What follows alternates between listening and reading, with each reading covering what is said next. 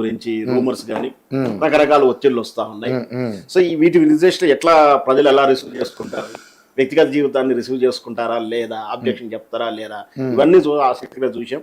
వాటన్నిటికన్నా నేను అన్నట్టు ఈ స్టిగ్గర్ అయ్యేటువంటి పథకాలు అయితే ముందుకు వచ్చినాయి.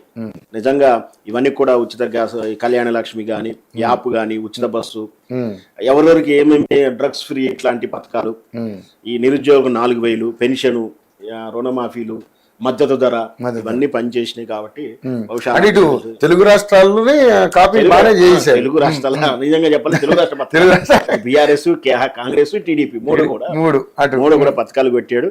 అయితే ఇక్కడ ఆసక్తికరం ఏంటంటే ఈ టీవీకే ఈ బీజేపీకి శత్రువుగా కొనసాగుతాడా, మిత్రుగా కొనసాగుతాడు అంటే అలా జనరల్గా ఎక్కడైనా కూడా ఏం జరిగింది, కేంద్ర ప్రభుత్వానికి వ్యతిరేకంగా పనిచేసే ఏ రాష్ట్రం ఎప్పుడున్నా కూడా సరే ఈయన భవిష్యత్తు ఎలా ఉండబోతుంది, వీళ్ళు అనిశ్చిత పరిస్థితులకు నెట్టబడతారా,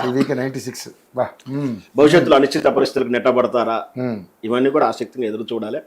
మొత్తం మీద తమిళ రాజకీయాలలో టీవీకి మరొక సందేశాన్ని అయితే ఇచ్చాడు.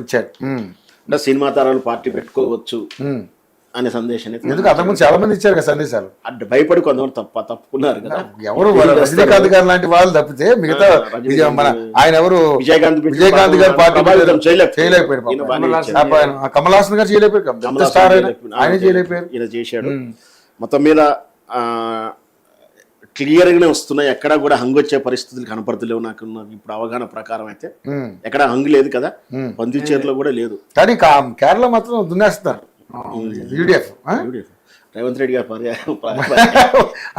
అంటే ఇక్కడి నుంచి అక్కడికి వెళ్ళి తెలంగాణలో 6 గ్యారెంటీలు సఫిషియెంట్ గా మేము చేసాం, ఇక్కడ కూడా చేయబోతామని చెప్పడం కొంచెం అక్కడ వర్కౌట్ అయినట్టుంది. ఇట్లా కాదులే, ఇక్కడ ఈ దక్షిణ భారతదేశంలో తమిళనాడులో కానీ కేరళ కానీ ఇవన్నీ కూడా ఇంచుమించు సౌత్ ఇండియా అస్సాం తప్పించి ఇక్కడ ఏవి కూడా భారతీయ జనతా పార్టీ లీడ్ చేయలేరు, రాజకీయం చేయలేరు.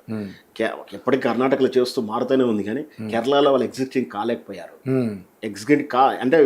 అంటే కేరళలో భారతీయ జనతా పార్టీ పప్పులు ఉడకవచ్చు. లెఫ్ట్ భావజాలం ఎక్కువ ఉంటుంది, పైగా ముస్లిం మైనారిటీ ఓట్స్ ఎక్కువ కదా, 1% ఉంటుంది. పశ్చిమ బెంగాల్ కూడా అయినా కూడా రకరకాల కారణాలతో అయితే గెలుస్తున్నారు. నాకు తెలిసి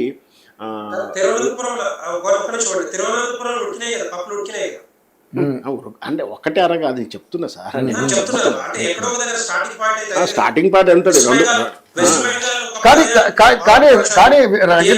వెంకటరెడ్డి గారు వస్తుంది.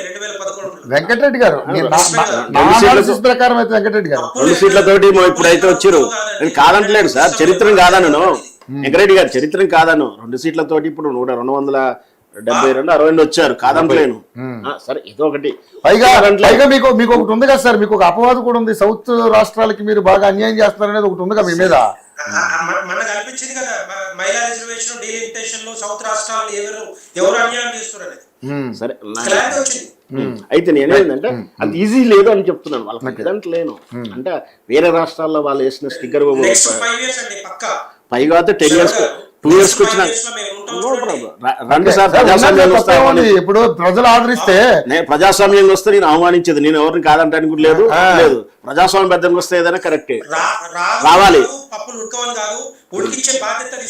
తీసుకోండి ఉడికించకండి, ప్రజాస్వామ్యం ఉడికించండి అంతే. సోడా వేసో ఏదో వేసే కాదు కానీ ప్రజాస్వామ్యం. కానీ ఇక్కడ నాకు ఒకటి అర్థం కాలేదు, నేను దిలీప్ గారిని అడగదాం అనుకుంటున్నాను, ఎందుకంటే మీలాంటి సీనియర్ అడగాలి.